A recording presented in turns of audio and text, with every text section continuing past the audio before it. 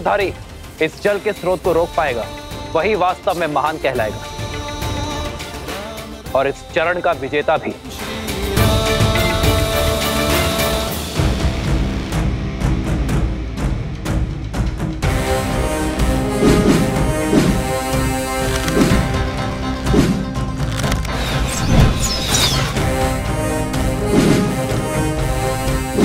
अरे वो रहे ऋषि कुमारा।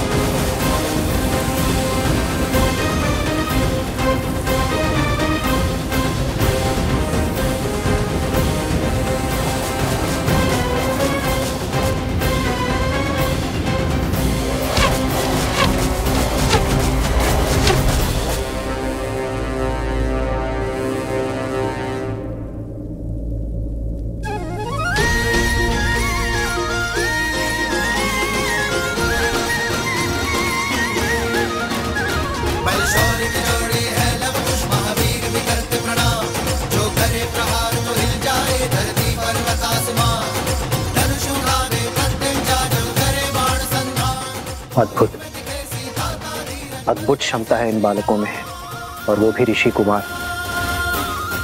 इस आयु में ऐसे धनुर्विद्या का प्रदर्शन तो राजकुमारों के भी बस की बात नहीं है। इनकी प्रतिभा अतुल्य है महाराज।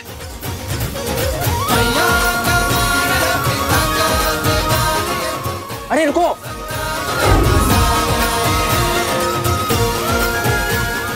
रोको। सैनिक भी इन्हें खोज नहीं पाए हैं महाराज। ये दोनों बालक असाधारण प्रतीत हो रहे हैं। आपने तो इनका पराक्रम निकट से देखा है, किंतु अब मुझे उन्हें प्रतियोगिता के अंतिम चरण को जीतते हुए निकट से देखने की इच्छा हो रही है। मैं स्वयं उन्हें खोजने की इच्छा रखता हूं। अवश्य, मैं भी आपके साथ चलता हूं। आपका ये अतिथियों को छोड़कर जाना उचित नहीं होगा। आप यही रहिए। मेरे स्थान पर मेरा हनुमान उपस्थित रहेगा।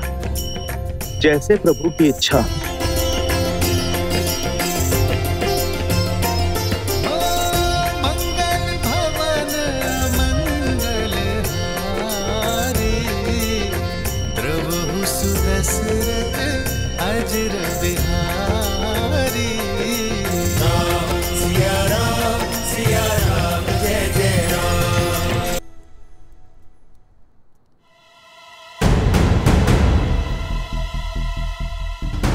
कुश, चलो प्रतियोगिता क्षेत्र के तनिक निकट चलते हैं। अब यहाँ सब हमारी खोज में लग जाएंगे।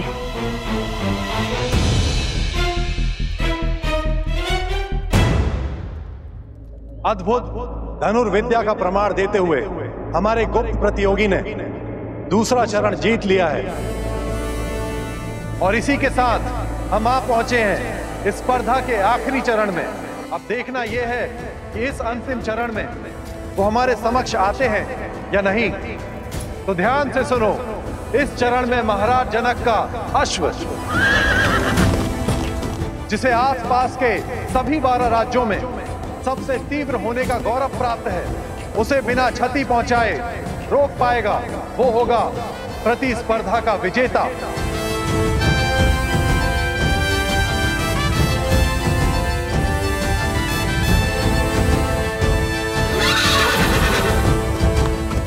ये तो सच में असंभव है। भैया, अश्व के आसपास बाणों का घेरा बनाने से कोई लाभ ही नहीं होगा। वो एक छलांग में उसे पार कर लेगा। यहाँ से तो सब असंभव लगता है। अश्व भी दिखाई नहीं दे रहा है, और प्रतियोगिता क्षेत्र तो उस और है ना। चलो उस वृक्ष पर चढ़ के देखते हैं, कदाचित कोई मार्ग दिखे।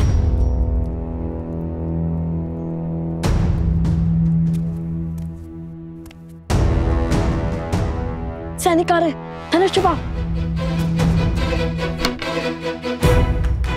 ये लो।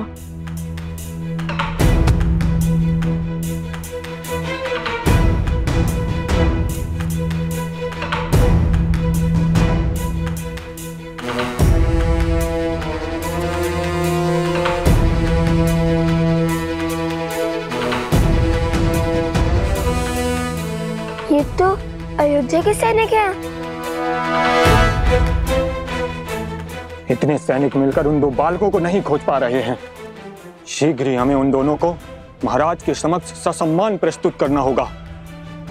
लगता है पूरी मिथिला और अयोध्या मिलकर हमें खोजने में जुट गई है। वो देखो, मिथिला के सैनिक जिन्हें हमने माटी में स्नान करवाया था।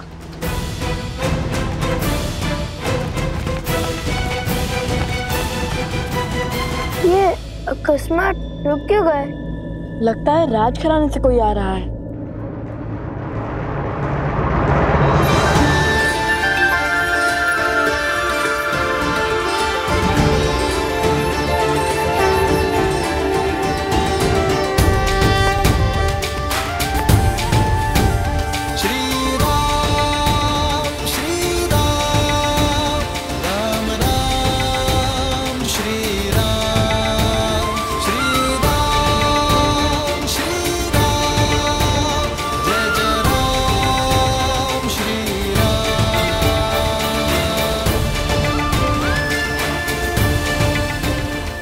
अंततः भक्त को भगवान के दर्शन मिल ही गए। हमारे आराध्य, हमारे भगवान, बिल्कुल वैसे ही जैसे सीता मैया ने विभीषण जी को बताया था। श्री रामचंद्र कृपालो भजमन हरण भव भय दारुणम। नवकंज लोचन कंज मुख कर पदकंजारुणम।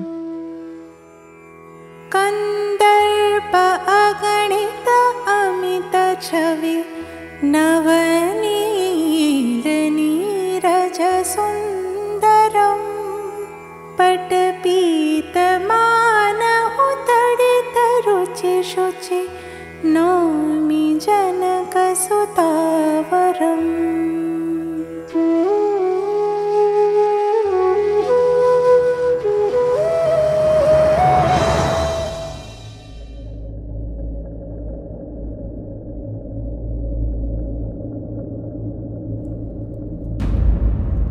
कुश, श्री राम के चरण स्पर्श करने के लिए इससे अच्छा अवसर नहीं मिलेगा हमें। चरण स्पर्श करे या स्पर्धा? कुमारों,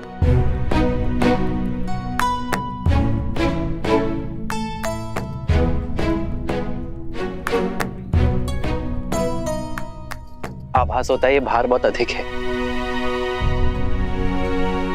लाइए मैं सहायता कर देता हूँ। नहीं नहीं नहीं, हम स्वयं ले जाएंगे। प्रतिदिन का कार्य है भद्र। आप दोनों बड़े परिश्रमी प्रतीत होते हैं। हमारी माता ने सिखाया है कि अपना कार्य सदा स्वयं करना, किसी की सहायता नहीं लेना। बड़ी अच्छी सीख दी है कि तो मुझे आप दोनों की सहायता चाहिए कुमारों। कि आपने हाथों में धनुष लिए दो ऋषि कुमारों को देखा है? केश भी लंबे हैं उनके। हाँ हाँ, उस ओर गए वो दोनों ऋषि कुमार।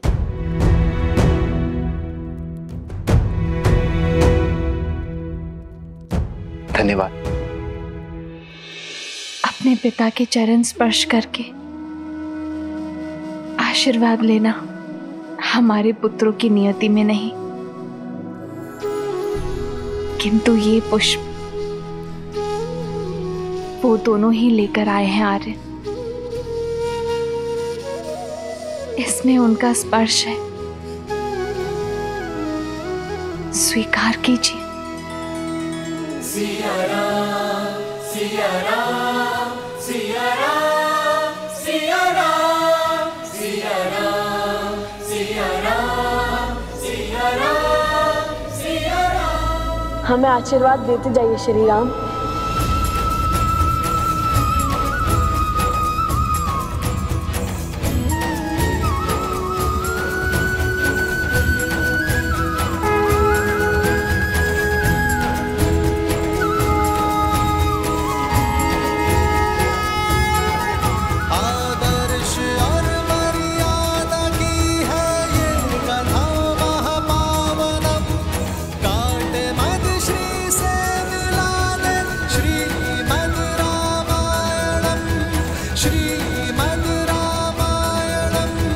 श्रीमद् रामायणम्।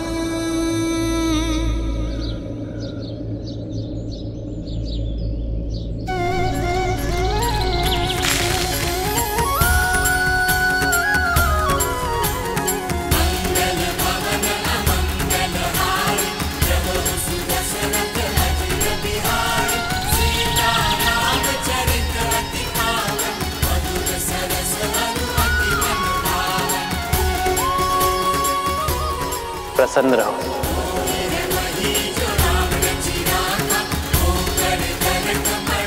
चिरंजीवी रहो, यशस्वी रहो।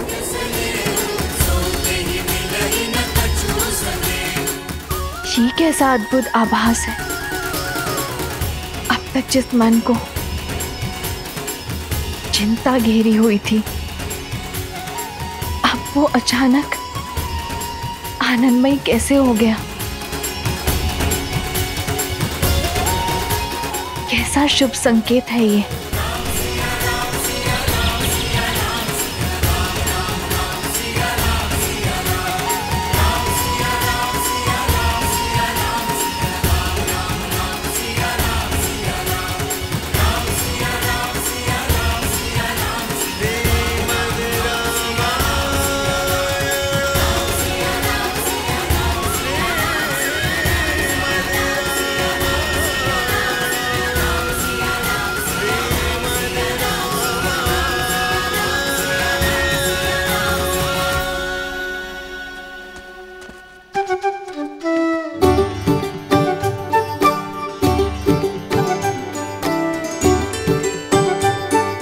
बुरी बात, असत्य क्यों कहा तुमने?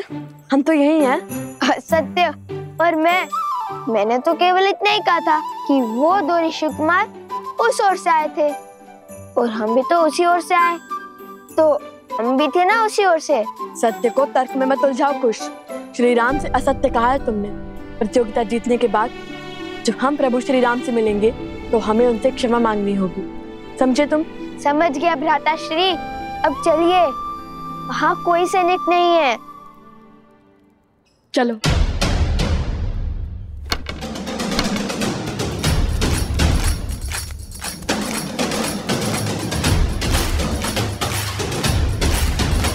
भैया, अब तो अंतिम स्पर्धा बची है, उसके बाद छुपने छुपाने के खेल से मुक्ति मिल जाएगी।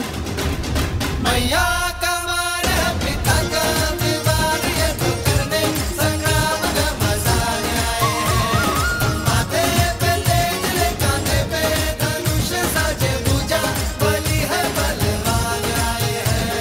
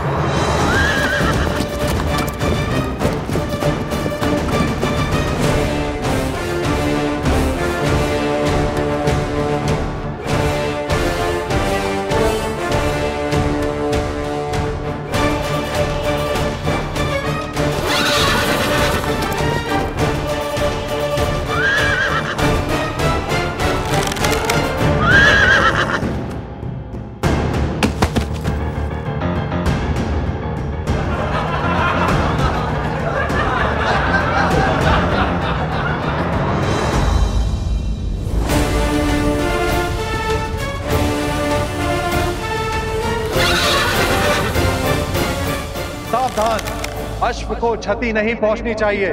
जानता हूं, मैं तो केवल इसे भयभीत कर रहा था।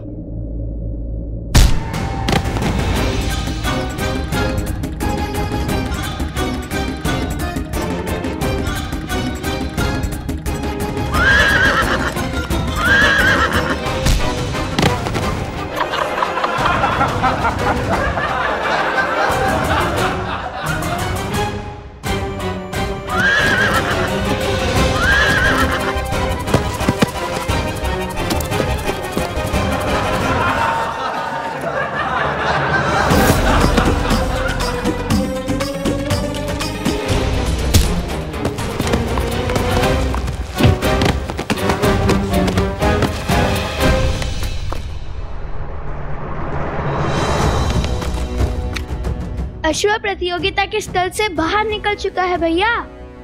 हमें उसे इसी नगर में रोकना होगा, अन्यथा न जाने कौन कौन से राज्य घुमा देगा ये हमें।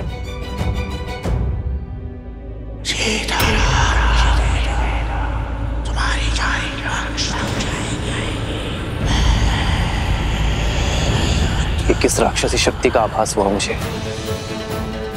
आर्य सुमंत। जी महाराज। आप सैनिकों को लेकर उस ओर जाइए, मैं यहां देखता हूं। जी महाराज। भैया दूसरे लक्ष्य तो भेज दिया, किंतु इस अश्व को कैसे रोकेंगे? श्री राम से क्षण भर की भेंट भी जन्मों के संकट टाल देती है।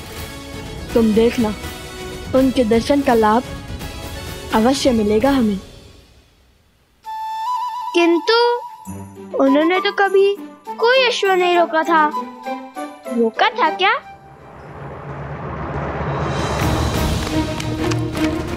वो देखिए भैया, वो रहा।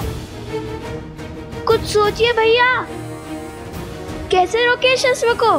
यदि हमें मार्ग नहीं दिख रहा तो हम उसके मार्ग का अवरोध बन जाएंगे। सज्जो कुछ फिर विचार कर लीजिए भैया, मुझे तो ये बड़ा क्रोधित लग रहा है। सोचो कुछ, श्री राम ने क्या कहा था? उन्होंने तो कहा था प्रसन्न रहो, संतुष्ट रहो और चिरंजीवी रहो। किंतु इस अश्व को पकड़ने में क्या संतुष्टि, क्या प्रसन्नता होगी भैया? प्राणी प्रसन्न और संतुष्ट कब होता है? मैं तो तब संतुष्ट रहता हूँ जब मेरा पेट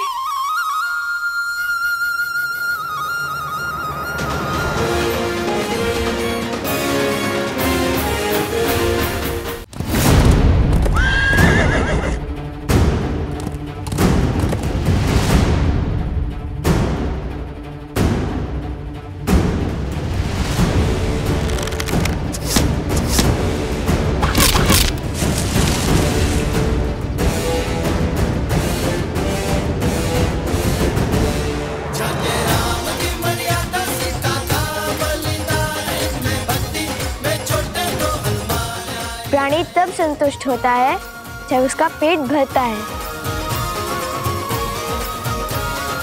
महाराज की जय हो। महाराज, दोनों ऋषि कुमारों ने अश्व की भूख मिटाने के लिए उसके आगे पत्तों का भंडार लगा दिया है। अब वे अश्व को लेकर प्रतियोगिता क्षेत्र में आ रहे हैं महाराज।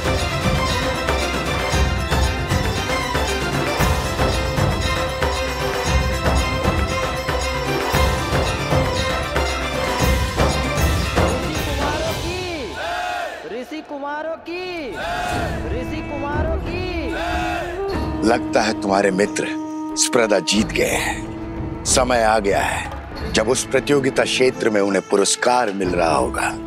तब पूरे नगर के समक्ष तुम्हें उन्हें जीवन का सबसे बड़ा आघात देना होगा। संसार को बताना होगा कि लवकुश सीता के पुत्र है। जो सत्य देवी सीता ने संसार से छुपाए, स्वयं भगवान वाल्मीकि भी जिसे उजागर नहीं करना चाहते, वो आप क्यों सबके सामने लाना चाहते हैं? क्या मिलेगा आपको माता सीता और लव कुश को दुख पहुंचाकर? जिज्ञासा, ये सत्य जब सामने आएगा तो संसार में विविध प्रकार के विचारों का जन्म होगा।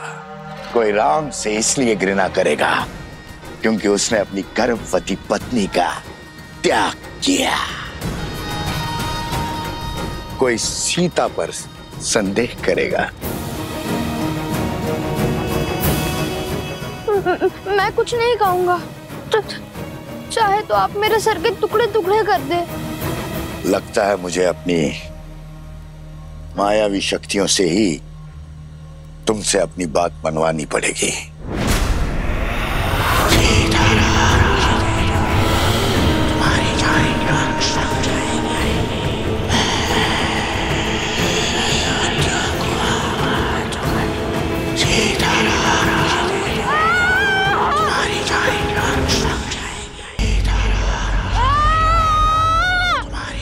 राम नाम के समक्ष कोई असुरी शक्ति टिक नहीं सकती। राम राम राम राम राम राम राम राम राम राम। मौन हो जाओ मूर्ख बालक। राम राम